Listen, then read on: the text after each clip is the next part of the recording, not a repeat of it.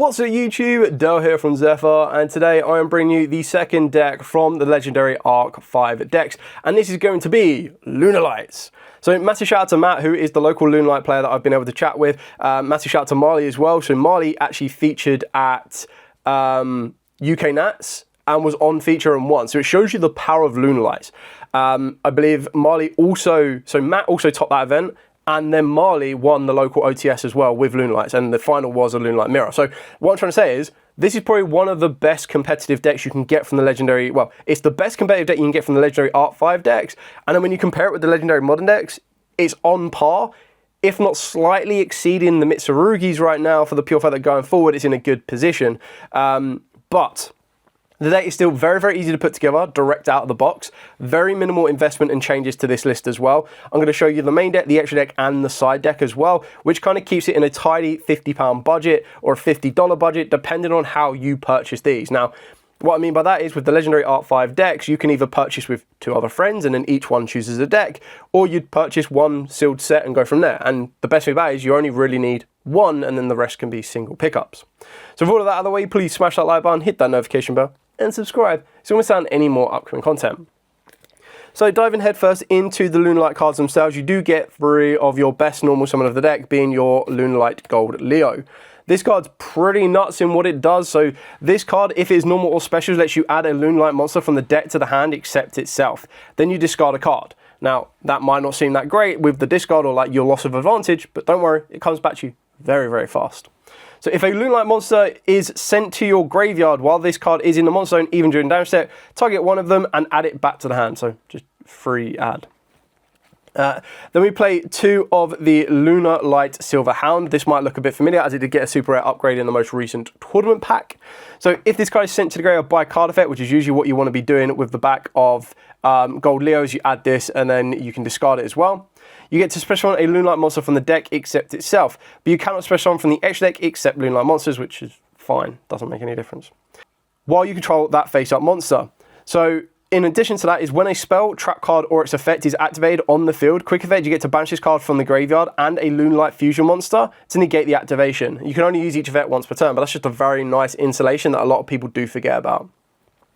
We then got 2 Black Sheep, so this card can be discarded to either add a Lunalight monster from the grave to the hand, or add Polymerization from the deck to the hand, which is pretty much perfect. And then if it's sent to the grave as material for a fusion summon, you get to add it back to the hand. A face-up Lunalight Pendulum monster from your extra deck, or a Lunalight monster from the graveyard except itself. So that's really, really nice to be able to recycle your materials, because this deck will burn through materials very, very fast, but then it can use them in all different positions.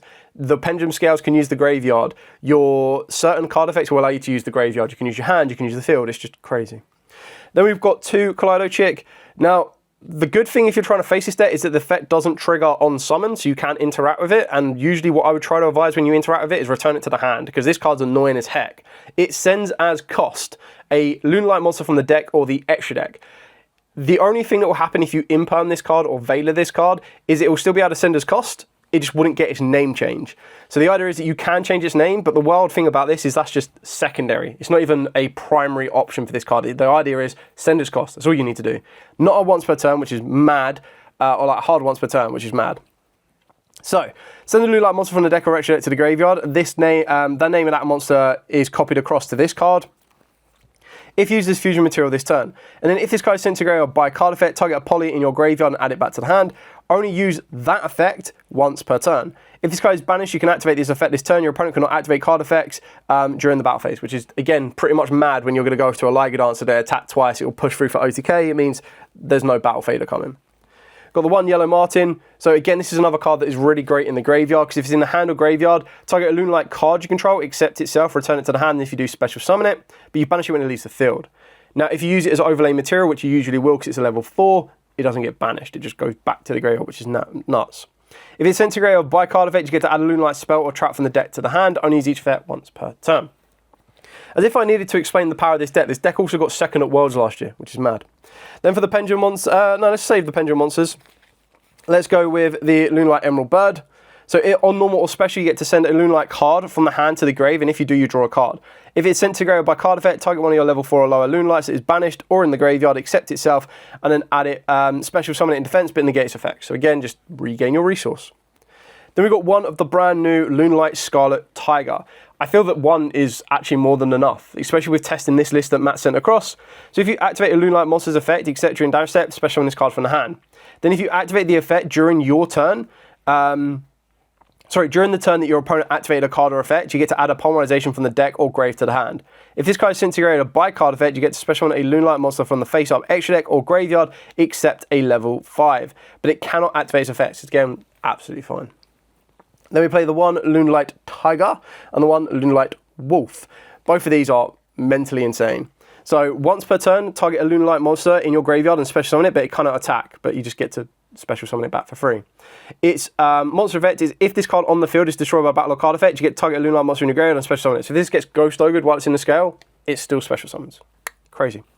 Lunalight Wolf. You can't pendulum summon except Lunalights. Okay. This effect cannot be negated. Okay. Once per turn, you get to fusion summon a Lunalight fusion monster from the extra deck by banishing its materials from the field or graveyard. If a Lunalight monster you control attacks a fusion monster, inflict piercing battle damage to your opponent while this card is in the main monster zones. So pretty mad, pretty crazy. Getting access to this so consistently is just, yeah. Then we've got the one Fractal, pretty much acts as another form of the Lunalights. 3 Lunalight Masquerade. So during the main phase, if this card was activated this turn, you get to send a Lunalight monster from the deck to the grave. If you fusion summon a Lunalight monster, you get to add a polymerization from the grave or banishment back to the hand. Then you get to discard a card. And if you do that, once, if you fusion summon a Lunalight monster this turn, you can also banish materials from the graveyard as material, which is pretty impressive. 2 Lunalight Perfume. Target a Lunalight monster in your graveyard and special summon it. You can banish this card from the graveyard to discard a card and then add a Lunalight monster from the deck to the hand. Not once per turn. So if you open up both copies, happy days. Lunalight Fusion. Fusion summon a Lunalight Fusion monster from your extra deck using monster from the hand or field as material. If your opponent controls a monster that is special from the extra deck, you can also use 1 Lunalight monster from your deck or extra deck as material, which again allows you to bypass the requirements on your Liger Dancer, because this requires Lunalight Leo Dancer and then 3 Lunalight monsters. Polymerization, pretty standard. 1 Foolish Burial, 1 Tenki. Now I'm only going to show you 1 Foolish Burial goods. You will play 3, but only 1 came in the deck, so you do need to find 2 more copies. 1 Lunalight Serenade Dance, and 1 Nibiru. So Nibiru is because it's searchable with one of your rank 4s that I'll show you in a minute. The Serenade Dance, when a fusion monster is fusion summoned to your field, and it's very rare you're actually going to use its on-field effect, you get to target one of those monsters, apply these effects in sequence. Especially on a Lunalight token, which is level 4, 2000 attack, 2000 defense to your opponent's field. That target gains 500 attack for each monster your opponent currently controls, even if this card leaves the field. During the main phase, you get to banish this card from the grave, send a card from the hand to the grave, and if you do, special on a Lunalight monster from the deck. That's usually what you want to use, which is why you use the Foolish Burial or goods. Then the 1 Mortal Charming Forward, the 3 Ash Blossoms, assuming that you bought 1 sealed Legendary Arc 5 decks, 2 Drow Knotbirds, and then the extra cards that you're going to need to find that are outside the Legendary Arc 5 decks. 2 Mortal Charming Forward, 2 Foolish Burial or goods, the other is send Serenade Dance or even Perfume, and then 3 Forbidden Droplets. This came in the Legendary Modern decks, and it also came in the Legendary 5Ds deck, so again, not crazy expensive to pick up or find. You can play Fallen the Virtuous. I deliberately did not put Fallen the Virtuous into this list. There is talk that it could get hit on the list. I'm not guaranteeing that that is the case, but I actually didn't feature it for the pure fact that if you wanted to get Fallen the Virtuous right now, if you did not buy the all foil editions that it came in, you're looking at spending about £7 to £10 per copy. Then you're going to be playing 2 Albion, and if Albion does get hit on the list, again, you then have to resort to your Ecclesia, and Ecclesias are crazy money right now. So the whole budget would have been spent on like 4 cards, which I don't think is worth it. So it's why I deliberately stayed away from that particular lineup. So that's it for the entire main deck. Now to show you the extra deck. So as we move over to the extra deck, you will get 2 Lunalight Liger Dancers. This card is crazy. So it requires Lunalight Leo Dancer plus 3 Lunalight monsters. Must be fusion summoned with the above fusion materials, unaffected by card effects except Lunalight cards, so including yours and your opponent's. It can make a second attack during each battle phase. Once per turn quick effect, you get to send a Lunalight monster from the extra deck to the grave, destroy all your opponent's special monsters, which is crazy. Such a powerful boss monster. Now, in order to get to this, you do play Leo Dancer. Sometimes you will actually summon Leo Dancer because if your opponent gets rid of all your Liger Dancers, that is an option. This requires Panther Dancer plus 2 Lunalight monsters. Must be fusion summoned with the above fusion materials. Your opponent cannot target this card with card effects. It can not be destroyed by your opponent's card effects. It can make a second attack during each battle phase. And then once per turn at the end of the damage set, if it attacks a monster, you get to destroy all special monsters your opponent controls. So it's basically Liger Dancer with extra steps and less protection. Then we've got 2 Perfume Dancers. So if this card is Fusion Summoned, you get to add a Lunalight Perfume from the deck to the hand. Target one other Lunalight card you control, return it to the hand or extra deck, special on 1 Lunalight monster from the hand. Banish this card from the grave. This turn, all monsters your opponent controls lose attack equal to your original defense, which can be quite effective against the mirror match of the Liger Dancer. Now remember, this is the only one that doesn't require specifically a named Lunalight monster. This requires Leo Dancer, this requires Panther Dancer. The idea is that each of the older fusion monsters required the one before it to like level it up, whereas this one is the one you want to start with. Alongside the Saber Dancer.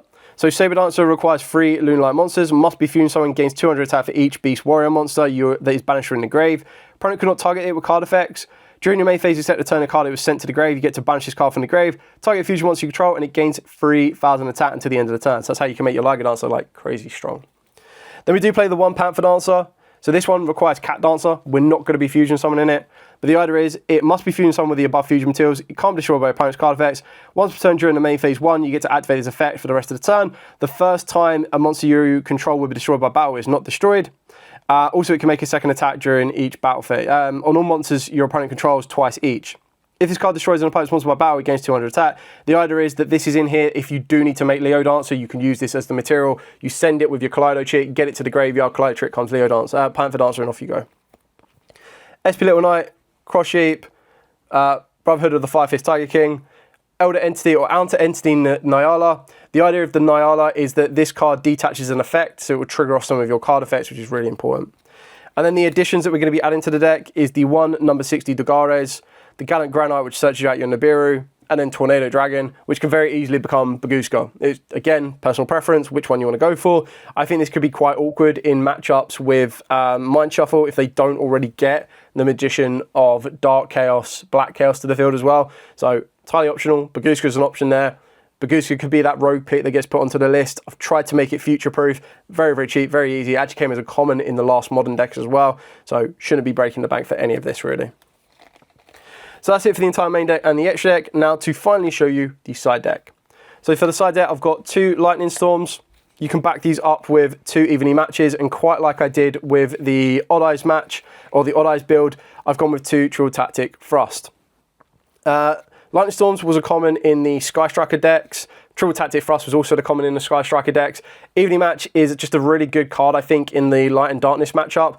And I think that the Light and Darkness matchup is probably one of the matchups that's a little bit awkward for Lunalight, just because the Blackluster Soldier can make it very awkward when it can't be destroyed unless being targeted. So I did consider stuff like Book of Moon could be quite funny. But yeah, these are the couple of options for you. To also help you in that Light and Darkness matchup, I've gone with the 1 Gamma Seal and the 1 Santa Claus. I would advise you to play more Santa Claus. The idea is that the Santa Claus is basically a kaiju with less steps. Oh well, extra steps. But what I mean by this one is if you give your opponent the kaiju, your Gamma Seal, and they're on Light and Darkness, they can return it to your hand and then get themselves the Ritual Monster. Yes, of course, you just kaiju them again. It's fine. But it's also why you could also consider Lava Golem. Whereas with the Santa Claus, you give them the Santa Claus, they can't get rid of it, then you destroy it and your Liger Dancer just OTK them anyway. And then your generic hand interactions, 2 Perulias, 2 Ghost Spells. The Ghost Spells can become anything you want to. And then for going first, I've got the 1 Black Goat, the last, the 1 Called by the Grave. Again, this is another target you've set up for the Triple Tactics Thrust. You could consider Greater Polymerization. That's a card that could be very effective, but it does cost you a lot to do. But that's an option for you. And then another card for the Mirror match, and also a card for the Light and Darkness match, is the Lunalight Blue Cat. So Lunalight Blue Cat is if it is special summons, you get to target a Lunalight monster you control, except itself. Its attack becomes double its original attack until the end of the turn. Only each effect once per turn, and if this card on the field is destroyed by battle or card effect, you get to special summon a Lunalight monster from the deck. So the idea is in the Mirror match, you can make your own Liger Dancer double attack. But also in the Light and Darkness matchup, you can make your Liger Dancer, again, double attack. So it means that even though your opponent's Blackluster Soldier can't be destroyed by battle, you're doubling its attack up to 38. So you get to attack and attack and attack and keep going and going and going and going. So hopefully that's enough to deal the damage on it. And that is only really going to happen in a scenario where your opponent knows you're on Lunalight and then just sits on the Blackluster Soldier, which makes it very, very awkward for you. But if they don't do that, you're going to open up the door to be quite effective against your opponent, and the Blue Cat can be a bit of a game changer for you in that scenario. So again, the Perulia came in the Legendary decks. If you were to get multiple, then you'd have multiple copies of it. Kaiju's relatively easy to pick up now. It could be any kaiju you want. Gamma Steel's just the one with the lowest attack. Santa Claus came as a rare in, I want to say the set that introduced us to Canines, but I could be wrong on that one. But it came as a rare, so again, not that expensive. True Attacks for us already been reprinted. Ghost Bell again. Also came out in Phantom Revenge. Oh, so it's the one with... It's the one with Hecker Hands and Cool Tunes is the one that the Santa Claus came in, and then Call by the Grave is already in the decks as well in general. Anyway, that's pretty much it for the entire profile. Again, I've tried to keep budget in mind. I've also tried to take into account future possible hits on a Forbidden Limited list. There's no guarantee that that is what's going to happen on a Forbidden Limited list, but it's just an assumption. If it doesn't happen, or you already have Fallen of the Virtuoses, put them in. If you already have Baguska and you don't want to play Tornado Dragon, put it in. Absolutely fine. Complete flexibility. This is just to give you a couple of different options. I think like the best reprint of this is the Gold Leo. Like, getting Gold Leo in here is pretty nuts. But yeah, other than that, thank you so much for watching. Don't forget to like, comment, subscribe, share. Till next time, as absolutely always, stay safe and, of course, happy dueling.